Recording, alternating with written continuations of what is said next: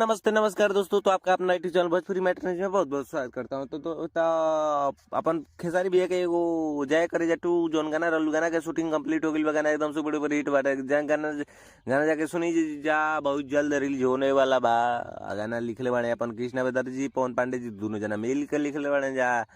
और कृष्णा बेदर्जी जी यह गाना के संगीत से सजैले बाड़े, और आर्या शर्मा जी और गाना खेसारी भैया गईले बावे। गाना सोलो सॉन्ग बा और गाना के शूटिंग कंप्लीट, और ये गाना ही बहुत जल्द रिलीज होखे वाला बा। आपकर हमारे बीच में जाए करे जा पार्ट 2। और गाना एकदम super duper hit and blockbuster गाना बा।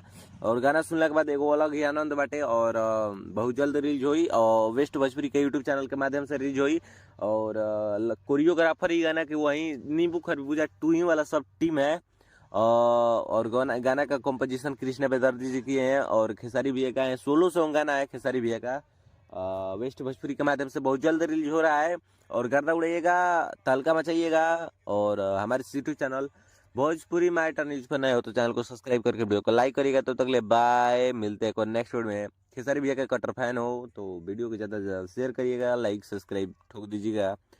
तब तक लिए बाय, मिलते हैं एक और नेक्स्ट वीडियो में। थैंक्स फॉर वॉचिंग, बाय दोस्तों, धन्यवाद, जय हिंद, जय भोजपुरी।